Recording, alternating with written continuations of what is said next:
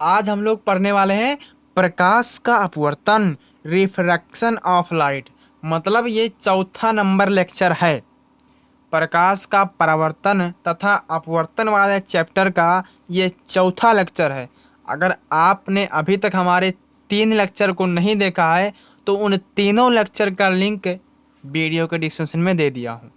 Hi student, आप सभी का हमारे यूट्यूब चैनल निरहू वाले क्लासों में स्वागत है। आज हम लोग पढ़ेंगे प्रकाश का अपवर्तन। ठीक है बाबू। तो अगर आप चैनल पर पहली बार आए हो तो हमारे चैनल को सब्सक्राइब करो और 15-20 दिन के पास शेयर भी कर दियो, लाइक करो, कमेंट करो। ठीक, तो आज का क्लास बेहतरीन तरीके से शुरू करते हैं। ये लेक्चर नंबर 4 है, मैंने पहले बता दिया बाबू। ठीक है, लेक्चर 1, 2, 3 का हमने वीडियो लिंक हमने वीडियोवा के लिंक किया, मतलब अपने यहाँ वीडियोवा में दे दिया है, तो जाके आप वहाँ से देख सकते हो। तो प्रकाश का अपवर्तन पढ़ने से पहले बाबू ना कुछ बेसिक कॉन्सेप्ट को समझ लिया जाए, ताकि जब हम लोग इस प्रकाश का अपवर्तन पे मतलब आए तो कोई भी परेशानी या फिर समझने में दिक्कत ना आए। तो सबसे पहले इससे संबंधित हम कुछ बेसिक पॉइंट समझ लेते हैं ताकि कोई भी दिक्कत ना आए। तो समझते हैं सबसे पहले क्या हमको पढ़ना होगा। तो सबसे पहले समझो भैया कि पारदर्शी माध्यम क्या होता है। क्या है पारदर्शी माध्यम? तो पारदर्शी माध्यम का मतलब होता है कि इस माध्यम में, ठीक है, इस माध्यम से उस पार देखा जा सके, मतलब इस तरफ से उस तरफ देखा जा सकता है, वो पारदर्शी माध्यम कहलाता है। जैसे जैसे वायु। तो सबसे पहले यहाँ पर आप परिभाषा लिख लीजिए कि इस पार से यानी इस तरफ से, ठीक, यानी इस माध्यम से, इस माध्यम से, इस माध्यम से उस माध्यम में, उस माध्यम में, ठीक, उस माध्यम में देखा जा सकता है, देखा जा सकता है, तो उसको हम कहते हैं पारदर्शी माध्यम। जैसे वायु, जैसे भैया क्या कहा वो, जैसे वायु। अब वायु के हम इस पार देखो, वायु हमारे आमने सामने चलती रहते हैं, तो क्या मैं हमारे सामने जो खड़ा व्यक्ति है वायु आप चला दो, पंखा लगा दियो और एक मनी वहाँ खड़िया दियो, मतलब एक व्यक्ति उधर उस पार खड़ा कर दीजिए, तो क्या वो मुझको नहीं दिखेगा? हवा मुझको रोक पाएगी देखने से? नहीं देख पाएगी। तो पारदर्शी क्या है? हवा है, यानी इस पार से उस पार देखा जा सकता है, इसलिए वो पारदर्शी है। लेकिन अगर वहीं पर हम बात कर दी अपारदर्शी, अपारदर्शी का होता है, क्या है वह अपारदर्शी? तो अपारदर्शी का मतलब होता है कि इस माध्यम से, इस माध्यम से, ठीक, इस माध्यम से उस माध्यम, उस माध्यम में देखा ना जा सके, ना जा सके, तो उसको हम कहते हैं अपारदर्शी माध्यम। मतलब हम इस पार से उस पार ना देख सकें। जैसे जैसे बताओ, अपारदर्शी का उदाहरण बताओ। दर्पण, आपने देखा होगा दर्पण, ठीक। देखिए दर्पण क्या होता है कि जब हम दर्पण में देखते हैं तो दर्पण हमारा चेहरा दिखा देता है। क्यों? हम क्यों उस पार नहीं देख पाते हैं? क्योंकि उसके जो दर्पण है ना, दर्पण के पीछे कुछ धातु ऑक्साइड के लेप किए गए होते हैं, यानी कलई किया गया होता है, इसीलिए वो हमारा चेहरा हमको दिखा देता है, ना कि हम उस पार देख सकते हैं। तो उदाहरण में लिख लो भैया, उदाहरण, उदाहरण वो भी था, उदाहरण ये भी है, थोड़ा जगह है तो लिख दी थे। उदाहरण में लिखो बाबू दर्पण, ठीक। दर्पण क्या करता है कि दर्पण अगर यहीं पर बीच में दर्पण खड़ा कर दिया जाए और दर्पण के पीछे एक व्यक्ति को खड़ा कर दिया जाए तो हम उस व्यक्ति को नहीं देख सकते हैं, और दर्पण क्या करेगा कि हमारा चेहरा ही हमको दिखा देगा, ठीक है। तो ये हो गया अपारदर्शी और पारदर्शी। पारदर्शी क्या होता है, अपारदर्शी क्या होता है, उदाहरण दिया, परिभाषा दिया, सब कुछ बता दिया। अब समझो भैया, पारदर्शी माध्यम ससुरा दुई प्रकार के होते। पारदर्शी माध्यम दुई प्रकार के होते हैं। अब कैसे दुई प्रकार के होते बाबू, तो ऐसे दो प्रकार के होते। कैसे होते देखो, पहला होता है सघन माध्यम। अब सघन माध्यम क्या है, इसको समझना बहुत जरूरी है। देखो सघन माध्यम क्या होता है और विरल माध्यम क्या होता है, इन सभी टॉपिक को अच्छे से समझना जरूरी है। तब हम पढ़ेंगे प्रकाश का अपवर्तन क्या होता है, तब ना समझ में आएगा कि प्रकाश का अपवर्तन क्या होता है बाबू। अब पारदर्शी दुई प्रकार के, सघन माध्यम और विरल माध्यम। तो सघन माध्यम का मतलब होता है कि सघन माध्यम में क्या होता है, कोई कण है, ठीक है, सघन माध्यम के कण, सघन माध्यम के कण पास पास होते हैं, पास पास होते हैं, होते हैं, होते हैं, ठीक। सघन माध्यम के जो कण होते हैं वो कैसे होते हैं, पास पास होते हैं। समझ में ना आवा सर जी, समझा देते हैं, मैं गांव वाला उदाहरण देके। जैसे मान लो हमार दोस्त है ठू, अब ओकर बार बहुत ज़्यादा गजिन है, मतलब ओकर बार जो है, उसका जो हेयर है वो बहुत ज़्यादा गजिन है। तो यानी जो चीज़ गजिन हो उसको हम कहते हैं सघन। यानी हमारे दोस्तवा के बालवा जो है बहुत ज़्यादा गजिन है हमसे, मान लो हमारा थोड़ा विरल है, तो विरल का मतलब होता है विरल, जिसको हम कहते हैं विरल, बहुत ज़्यादा दूर दूर है, ठीक, तो वो हो जाएगा विरल। और वहीं पर अगर बहुत नज़दीक है, मतलब बहुत पास पास में है, तो उसका मतलब हो गया क्या, सघन। तो सघन के माध्यम के कण पास पास होते हैं, जबकि विरल माध्यम के कण, विरल माध्यम के कण, माध्यम यहाँ पर देखो, माध्यम के कण पास पास नहीं होते हैं,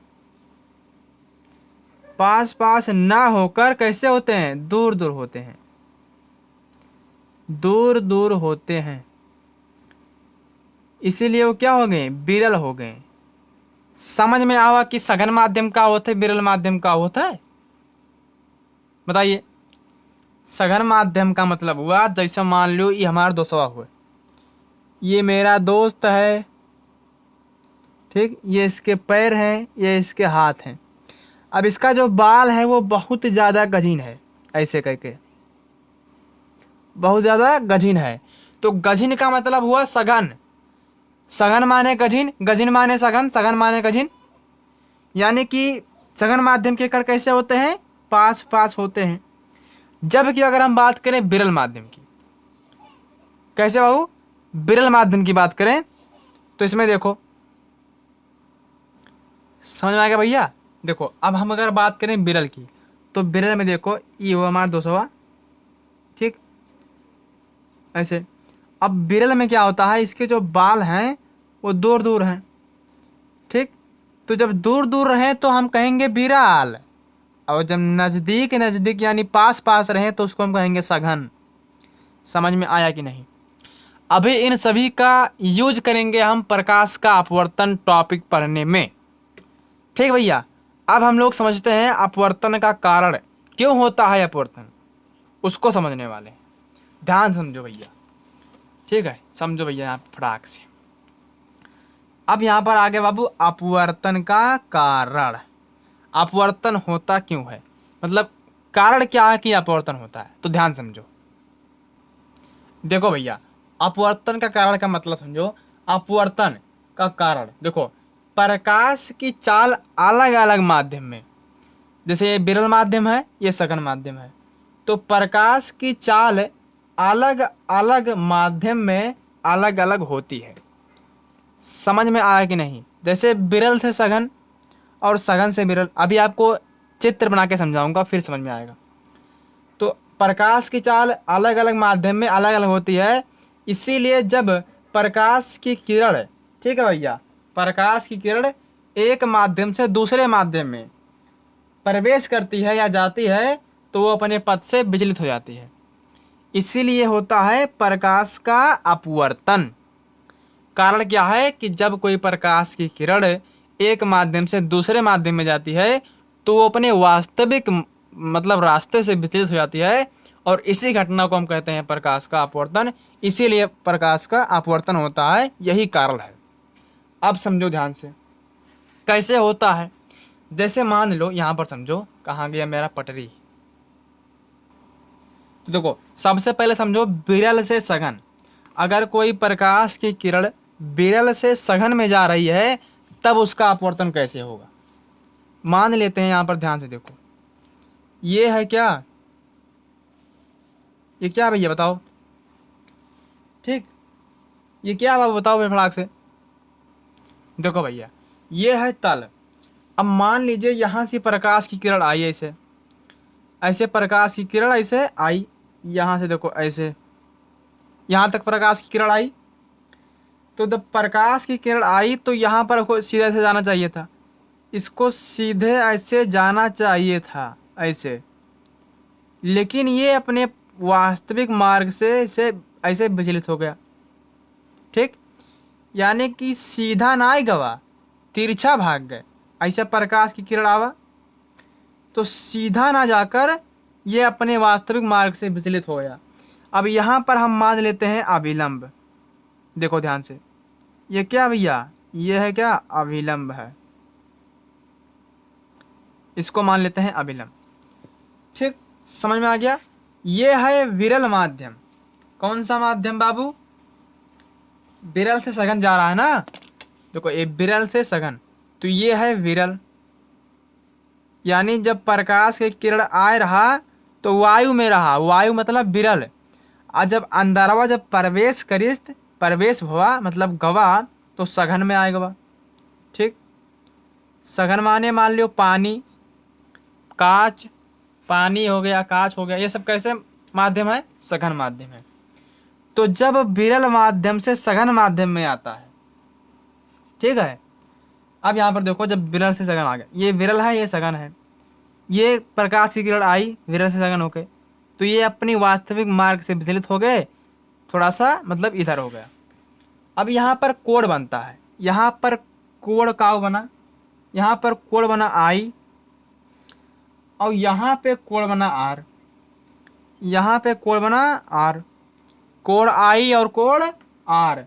तो देखो कोण आई और कोण आर, तो यहाँ पर देख बात लिख देते हैं बाबू, कोण आई ज़्यादा है कोण आर से।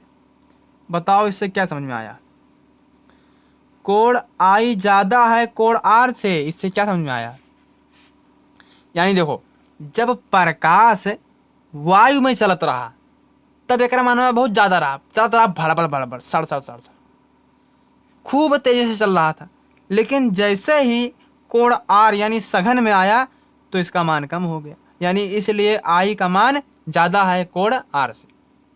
ठीक, अगर हम प्रकाश की चाल करें, मतलब प्रकाश की चाल की अगर हम बात करें तो ये होगा v1।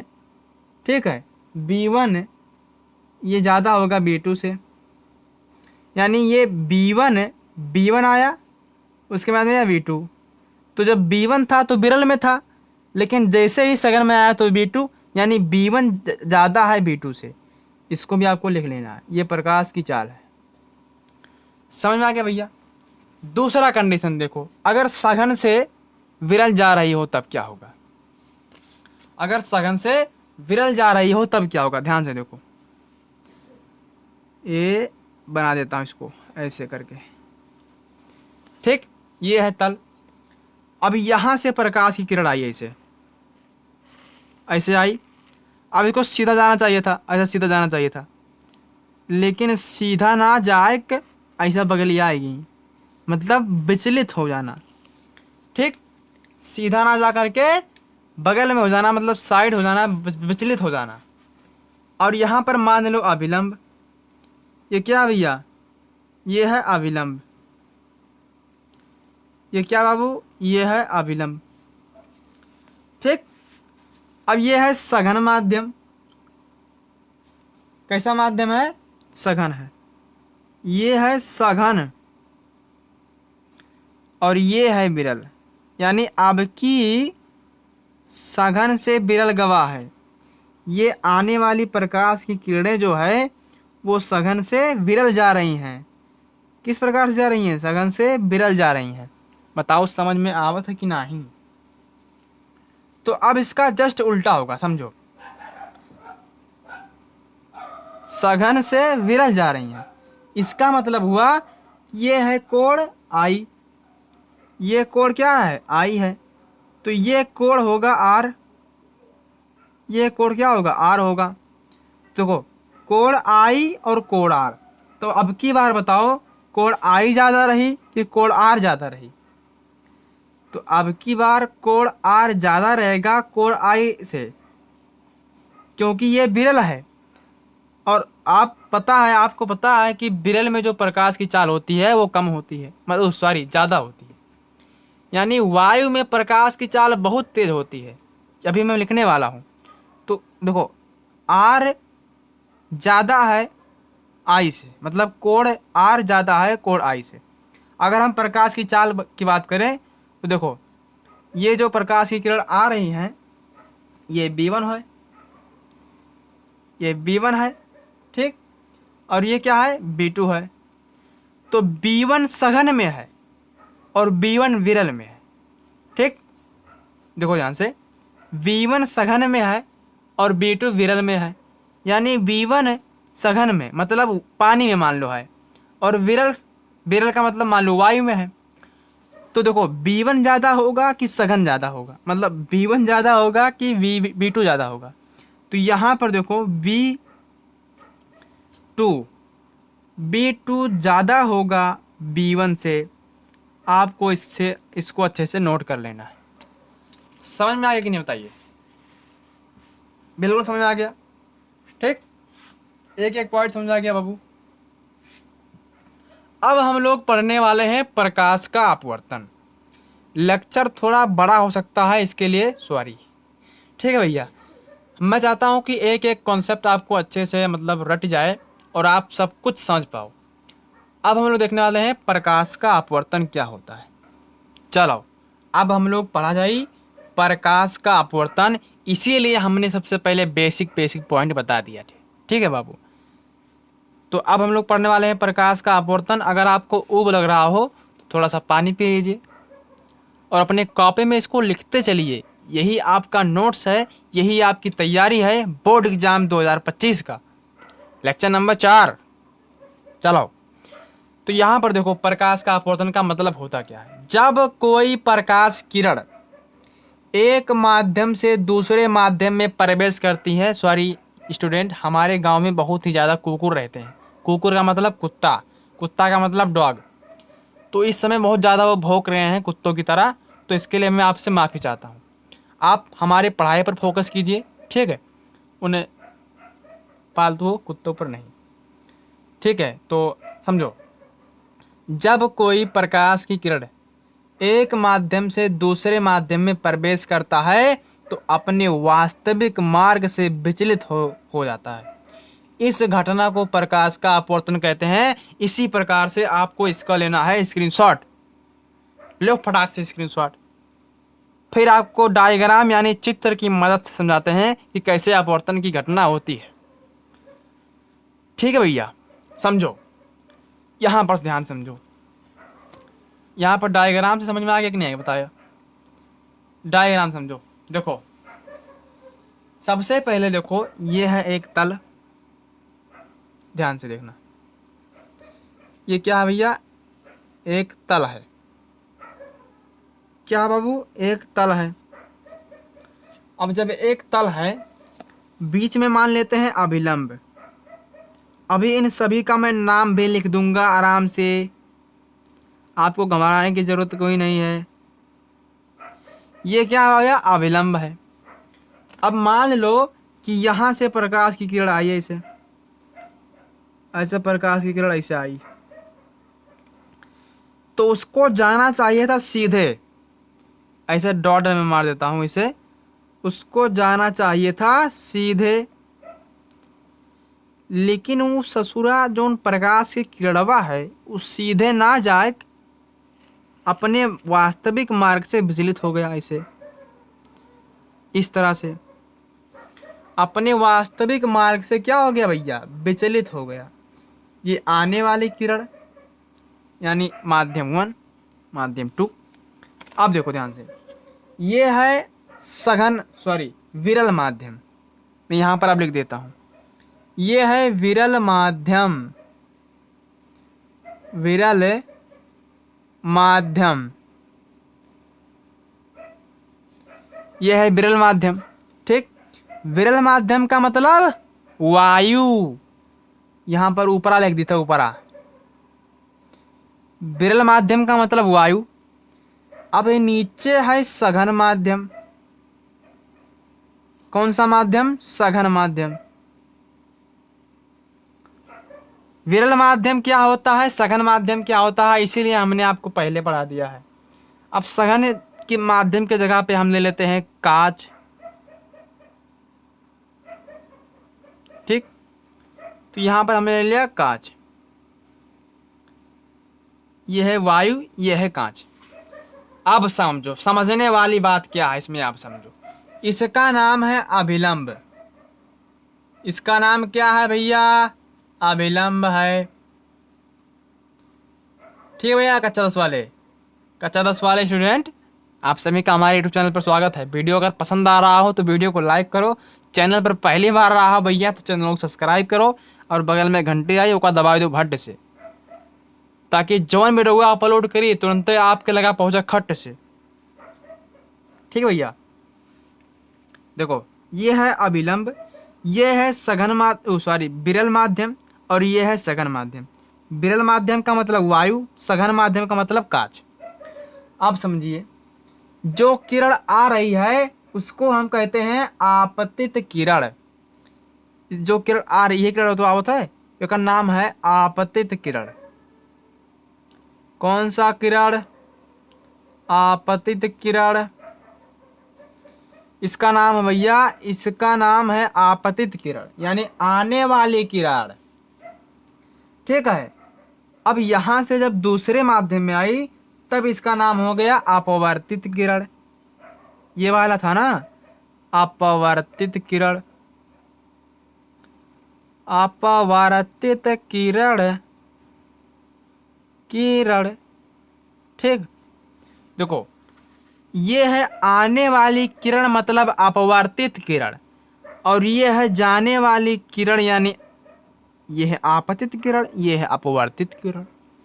है का मान लियो ये, ठीक, और यही मान लियो बी, और यही मान लियो सी, ये बी सी। समझ में आया कि नहीं। देखो, जब कोई प्रकाश की किरण ऐसे आई, ठीक है, जब कोई प्रकाश की किरण एक माध्यम, ये पहला माध्यम, ये दूसरा माध्यम, तो जब कोई प्रकाश की किरण एक माध्यम से दूसरे माध्यम में प्रवेश करती है तो वो अपने वास्तविक मार्ग से ना जाकर विचलित हो जाती है, मतलब थोड़ा सा हटके हो जाती है। इस घटना को कहते हैं प्रकाश का अपवर्तन। जैसे आपने देखा होगा एग्जाम्पल, जैसे आपने देखा होगा कि सूरज भगवान 6 बजे दिखाए लागत हैं, वास्तव में सूरज भगवान वो पूरा नहीं निकले होते हैं, वो सिर्फ अपवर्तन की घटना के कारण वो दिखाई देते हैं। सुबह के टाइम सूरज भगवान पूरा नहीं निकले होते हैं, वो अपवर्तन के नाते दिख रहे होते हैं कि वो सूरज भगवान पूरा निकला है, लेकिन ऐसा कोई बात नहीं है। जैसे दूसरा एग्जाम्पल, ये सूरज वाला एग्जाम्पल हो गया, सूरज वाला एग्जाम्पल। दूसरा एग्जाम्पल है तारा का टिमटिमाना, तारा का टिमटिमाना, टिमटिमाना। ये सब क्या है, अपवर्तन की घटना का उदाहरण है। देखो आपने देखा होगा कि जो मतलब आकाश में जो तारे होते हैं छोटे छोटे, हालांकि वो छोटे नहीं होते हैं।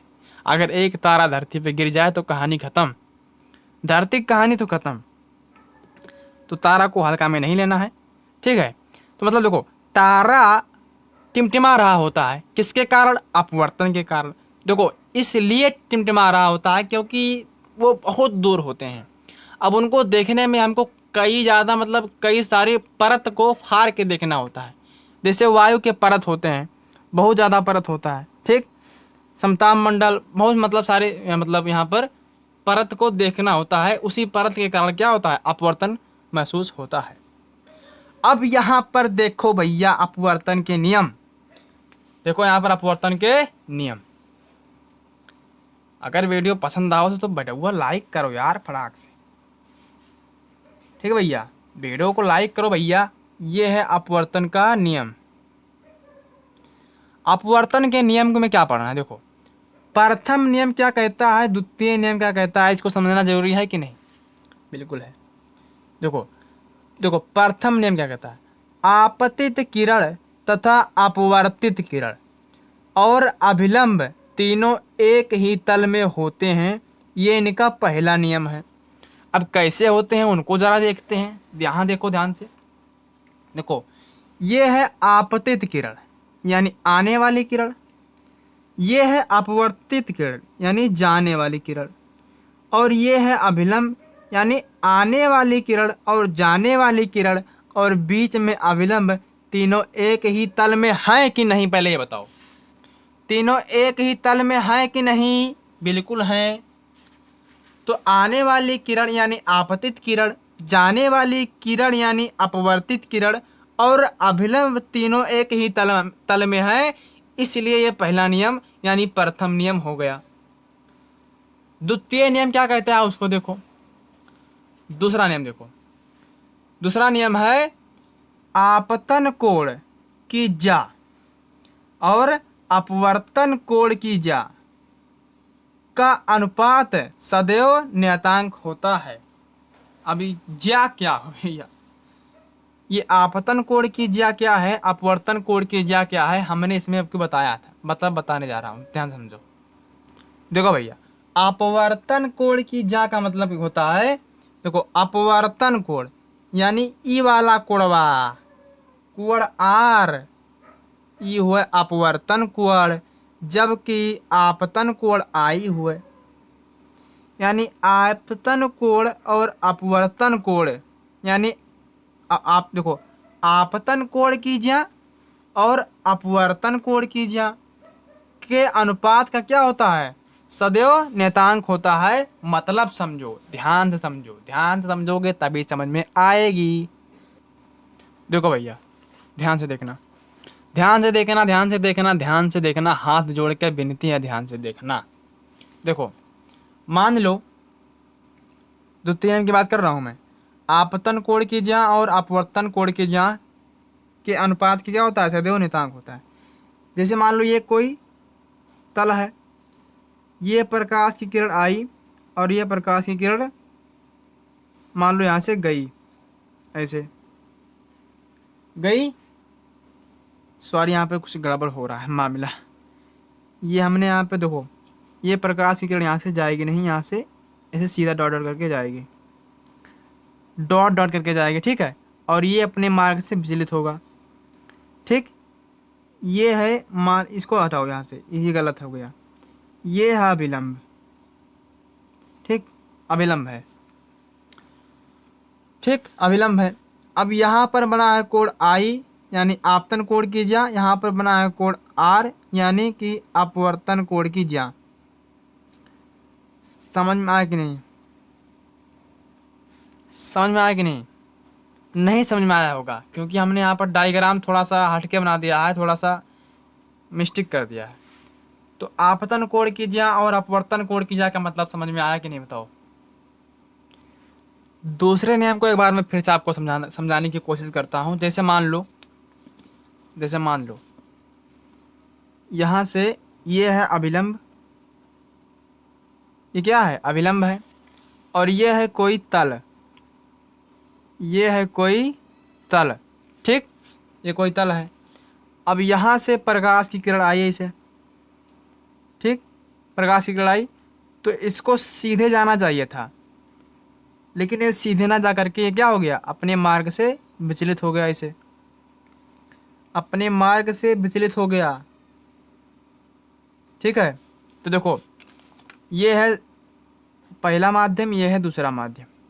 यहाँ पर कोण बन रहा है आई और यहाँ पे कोण बन रहा है आई आर, सॉरी आर। देखो ये है आपतन कोण की ज्या, ये है अपवर्तन कोण की ज्या। इसका मतलब समझो, आपतन कोण की ज्या मतलब साइन आई बटे अपवर्तन कोण की ज्या मतलब साइन आर। ठीक है, क्या होता है साइन आर, इसके बराबर होता है एक नियतांक, यानी यन, नियन माने नियतांक, इसको लेके देते हैं नियतांक, यानी साइन आई बटे साइन आर बराबर क्या होता है नियतांक होता है। इसे स्नेल का नियम भी कहते हैं, इसे स्नेल का नियम कहते हैं, नियम कहते हैं। ठीक, इसे स्नेल का नियम भी कहते हैं। तो प्रथम नियम क्या होता है, द्वितीय नियम क्या होता है, समझ में आवा कि नहीं? समझ में आई कैसे नहीं यार? ठीक है, समझ आ गया। अब हम लोग आगे बढ़ते हैं भैया। आगे देखो ध्यान से क्या होता है। ठीक, चलो भैया अब देखो भैया अपवर्तनांक क्या होता है। व्हाट इज अपवर्तनांक? अपवर्तनांक क्या है? अपवर्तनांक भौतिक राशि है जो यह व्यक्त करता है कि एक माध्यम से दूसरे माध्यम में कितना सघन और कितना विरल है। ठीक है भैया, कितना सघन और कितना विरल है, यह मतलब बताता है अपवर्तनांक। समझ में आ गया बाबू? देखो अपवर्तनांक क्या होता है, समझ में आ गया बाबू? अथवा हम कह सकते हैं कि देखो हम इसको कह सकते हैं अपवर्तनांक दो माध्यमों में प्रकाश की चाल का अनुपात बताता है। अपवर्तनांक दो माध्यमों में प्रकाश की चाल का अनुपात बताता है। ठीक है, अब ध्यान से समझो, यहाँ पर दो बातें मैं आपको और बता दूंगा। जैसे यहाँ पर देखो, ध्यान से देखना बाबू, देखो यहाँ पर लिखता हूं मैं कुछ। देखो अपवर्तनांक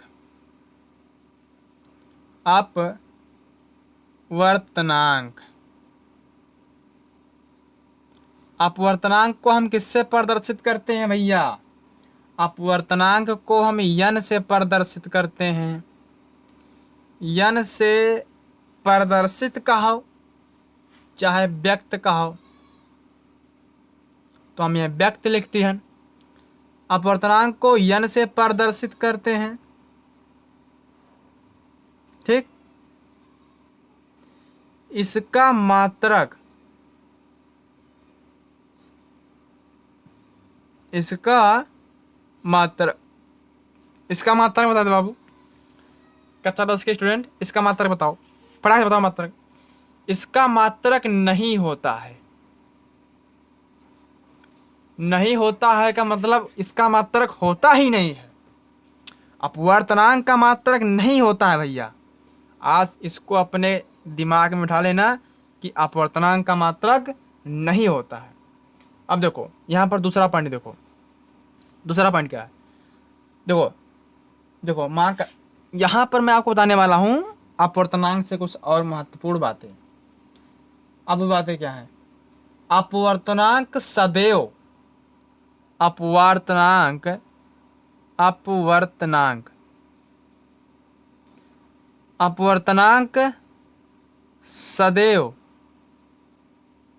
अपवर्तनांक सदैव माध्यम के सापेक्ष निकाला जा सकता है। काटो यार इसको। अपवर्तनांक सदैव माध्यम के सापेक्ष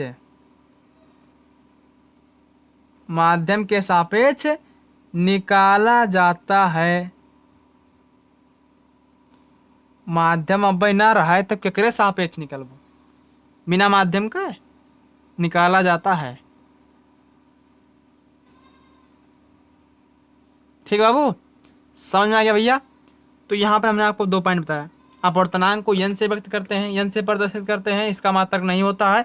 अपवर्तनांक सदैव माध्यम के सापेक्ष निकाला जाता है। अब हम यहाँ पर देखने वाले हैं अपवर्तनांक का मान। कौन चीज? अपवर्तनांक का मान। देखो भैया मान, यहाँ पर मैं आपको 3 मान बताऊंगा। कितने मान? 3 मान बताऊंगा। ध्यान से देखो, महत्वपूर्ण मान। तो यहाँ पर सबसे पहले पानी का देखो, पानी का अपवर्तनांक कितना होता है भैया? ये होता है 4/3। अब 4/3 का जब हल करबो तब निकल के आई 1.3। ठीक, ये होता है पानी का अपवर्तनांक। ठीक भैया। अब हम देखते हैं कांच, यानी कांच का अपवर्तनांक कितना होता है? तो ये होता है 3/2। अब जब इसको हल करोगे तो कितना मिलेगा हमको? ये मिलेगा हमको 1.5। ठीक है, 1.5। अब हम बात करें हीरा की, तो हीरा का अपवर्तनांक कितना होता है? लिखते चलो साथ में। हीरा का अपवर्तनांक होता है 12/5। कितना होता है? 12/5। यानी जब इसको आप हल करोगे तो मिलेगा 2.4। यानी देखो, कांच का अपवर्तनांक 3/2 यानी 1.5। हीरा का अपवर्तनांक 12/5 यानी 2.4। ठीक। अब देखो, यहाँ पर अपवर्तनांक की संख्या बढ़ रही है कि नहीं? बढ़ रही है, बिल्कुल बढ़ रही है। यानी कि हम कह सकते हैं कि यह विरल से सघन की ओर जा रही है। अब विरल से सघन की ओर क्यों? क्योंकि देखो, पानी का अपवर्तनांक कम है कांच के मुकाबले, और कांच का अपवर्तनांक कम है हीरा के मुकाबले। यानी पानी भी सघन माध्यम हो सकता है, लेकिन कांच इतना नहीं, हीरा इतना नहीं। तो हमने यहाँ पर आपको बताए हैं 3 महत्वपूर्ण अपवर्तनांकों के मान। आपको इसको अच्छे से रट लेना है, न्यूमेरिकल में बहुत ज़्यादा काम आवत है। अब देखो नोट में, देखो नोट में क्या लिखना पड़ेगा। नोट में देखो, देखो सघन माध्यम का यानी सघन का मान ज़्यादा होता है। नोट में लिख लेना भैया इसको। सघन का जो मान है वो ज़्यादा होता है। ठीक है भैया। और विरल का मान कम होता है। विरल का मान कम होता है। विरल का मान कम होता है। सघन का मान ज़्यादा और विरल का मान कम। सिर्फ आपको इतना समझना है, नोट पॉइंट करके इसको लिख लेना अच्छे से। बढ़ते हैं नेक्स्ट टॉपिक की ओर। चलो भैया, अब हम लोग पढ़ने वाले हैं लेंस। तो देखो लेंस क्या होता है। लेंस क्या होता है? ऐसा पारदर्शी माध्यम जो 2 गोलीय पृष्ठ या एक गोलीय तथा एक समतल पृष्ठ से घिरा होता है, उसे हम कहते हैं लेंस। ठीक भैया। तो लेंस क्या होता है कि ऐसा पारदर्शी माध्यम जो 2 गोलीय पृष्ठ या एक गोलीय तथा एक समतल पृष्ठ से घिरा होता है, उसे हम क्या कहते हैं? उसे हम लेंस कहते हैं। अब लेंस 2 प्रकार के होते हैं, उसको समझो। लेंस कितने प्रकार के होते हैं बाबू? लेंस 2 प्रकार के होते हैं। पहला यहाँ पर है उत्तल लेंस। क्या भैया? उत्तल लेंस। तो देखो उत्तल लेंस की परिभाषा देखो। ऐसा लेंस यानी ऐसे लेंस जो बीच में मोटे तथा किनारों पर पतले होते हैं। अब आपको चित्र की मदद से समझाना पड़ेगा। देखो ये है कौन सा लेंस? ये है उत्तल लेंस। कौन सा लेंस है बाबू? ये है उत्तल लेंस। उत्तल लेंस देखो, बीच में मोटा है, किनारों पर पतला है तो ये कैसा लेंस होगा? उत्तल लेंस होगा। समझ में आ गया उत्तल लेंस क्या होता है? अब देखो अवतल लेंस। अवतल लेंस देखो, बड़ा जल्दी जल्दी सर जी बता देते हैं। देखो अवतल लेंस, ऐसे लेंस जो बीच में पतले तथा किनारों से मोटे होते हैं उनको हम कहते हैं अवतल लेंस। जैसे जैसे देखो यह देखा जाए, ठीक, ये कौन सा लेंस है बाबू? ये है अवतल लेंस। अवतल लेंस देखो बीच में पतला है लेकिन किनारे किनारे मोटा है, तो ये कैसन लेंस? अवतल लेंस। समझ में आवा कि नहीं? अब इसको हम आरेख किरण द्वारा समझते हैं कि आखिर उत्तल लेंस क्या करता है और अवतल लेंस क्या करता है। आरेख समझो, समझ में आएगा। देखो उत्तल लेंस और अवतल लेंस, सबसे पहले बनाते हैं उत्तल लेंस। तो ये है उत्तल लेंस, देखो बीच में मोटा है किनारे पे पतला है, तो उत्तल लेंस। अब मान लीजिए यहाँ पर प्रकाश की किरणें गई, ठीक, यहाँ से प्रकाश की किरणें ऐसे गई, इस तरह से, इस तरह से प्रकाश की किरणें गई, ठीक, प्रकाश की किरणें गई। तो यहाँ पर हुआ क्या? देखो प्रकाश की किरणें ऐसे गई। अब जब प्रकाश की किरणें गई तो यहाँ पर देखो कुछ इस तरह का घटना हुआ, कुछ इस तरह का घटना हुआ, ठीक है भैया। यानी आने वाली प्रकाश की किरणों को एकत्रित कर देती है। अब समझो उत्तल लेंस का मतलब होता है, उत्तल लेंस का मतलब होता है कि जब कोई प्रकाश की किरण जाती है तो उस किरण को क्या करती है? एकत्रित कर देती है। समझ में आया कि नहीं?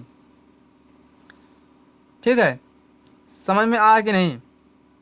इसको से सीधा जाना चाहिए था, इसको भी सीधा जाना चाहिए था इसे।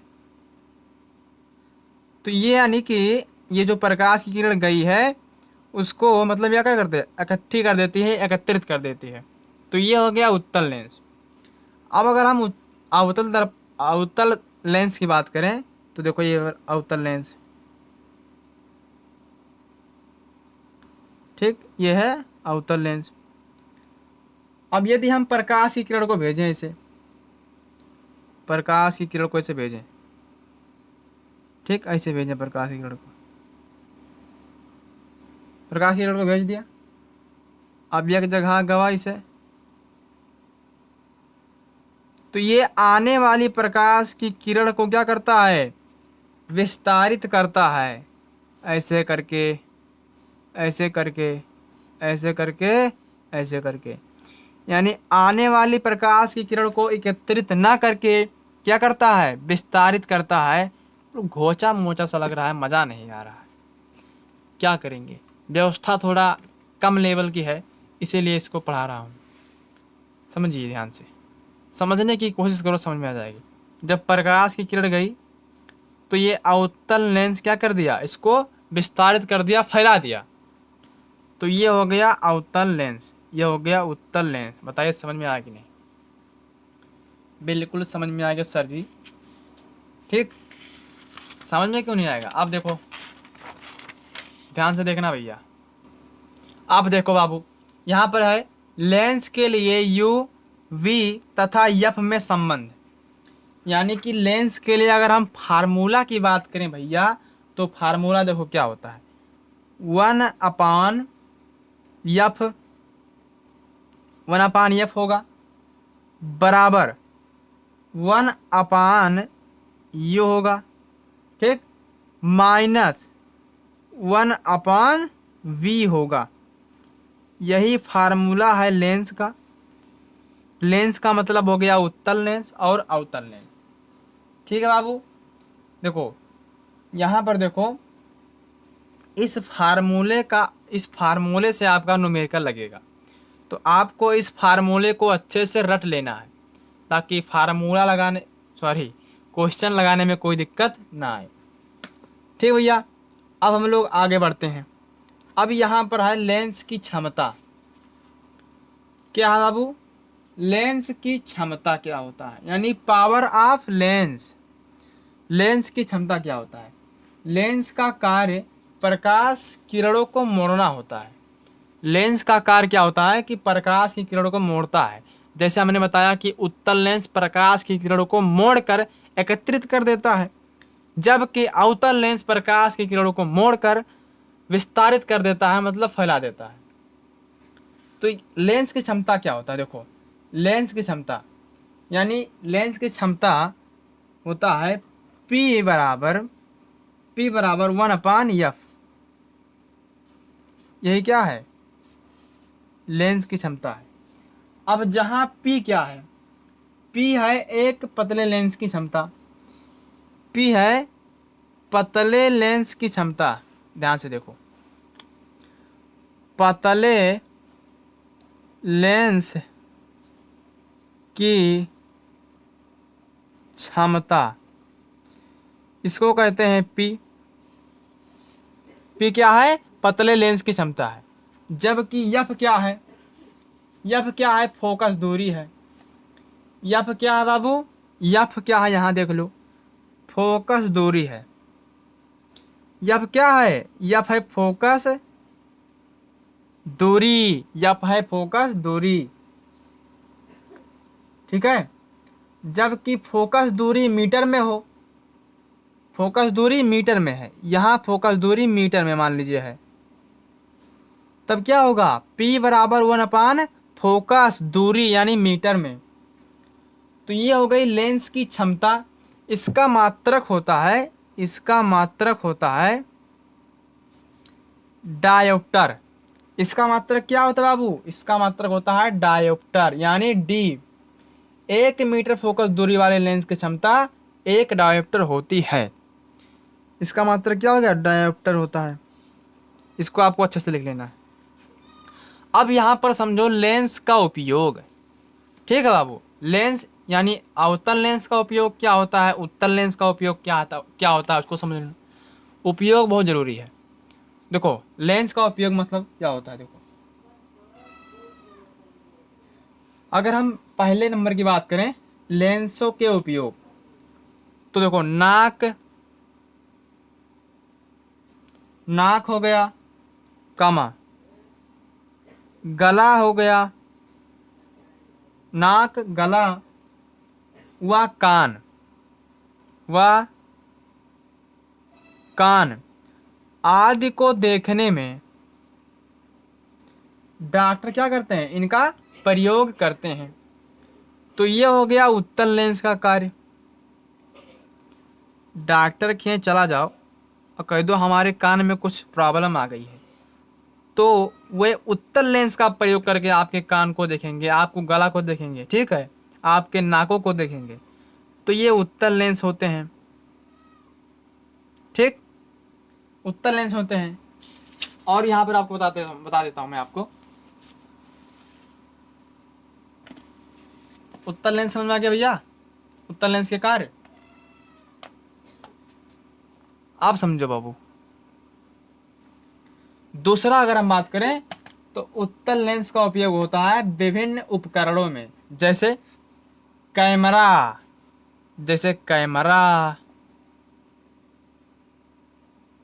उत्तल लेंस का प्रयोग कैमरा में भी होता है। और सूक्ष्मदर्शी यानी जो छोटे छोटे चीज़ों को देखने के लिए होता है, उसमें भी होता है सूक्ष्मदर्शी, ठीक। कैमरा, सूक्ष्मदर्शी आदि प्रोजेक्टर के लिए होता है, प्रोजेक्टर के लिए होता है। समझ में आ गया बाबू? अगर हम तीसरे नंबर की बात करें तो यदि किसी व्यक्ति को समीप की वस्तुएं ठीक से दिखाई ना पड़े, मतलब कोई व्यक्ति है, उसको नज़दीक वाली वस्तु मतलब नज़दीके वाला जो सामान है वो का दिखाई नहीं देता है, मतलब वह किताब नहीं पढ़ पाता है, तब उसमें कौन सा उत्तल लेंस, उसमें कौन सा प्रयोग होता है? उत्तल लेंस प्रयोग होता है। उत्तल लेंस अगर आपको नज़दीकी से दिखाई नहीं दे रहा है छोटे छोटे अक्षरों को आप नहीं पढ़ पा रहे हैं तो उत्तल लेंस का प्रयोग कीजिए, दिखाई देने लग जाएगा। ठीक है, ठीक है, चश्मा पहन लीजिए, इसे चश्मा पहन ले, उत्तल लेंस के दिखाए लगी। चौथा है कि छोटे छोटे पुर्जों को देखने के लिए, छोटे छोटे पुर्जों को देखने के लिए, छोटे छोटे पुर्जों को देखने के लिए, देखने के लिए, समझ आ गया भैया? ठीक, उत्तल लेंस का इसमें प्रयोग होता है। यदि किसी व्यक्ति को दूर की वस्तुएं ठीक से दिखाई ना पड़े तो उसका कौन सा मतलब उसको कौन सा लेंस प्रयोग करना चाहिए?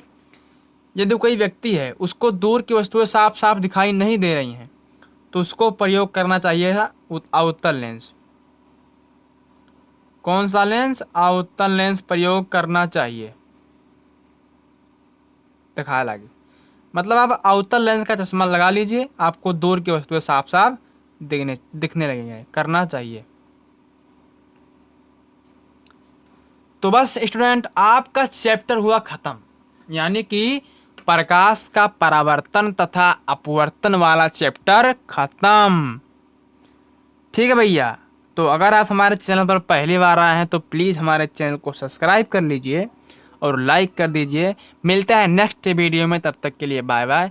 जय हिंद, जय भारत, टाटा, बाय बाय।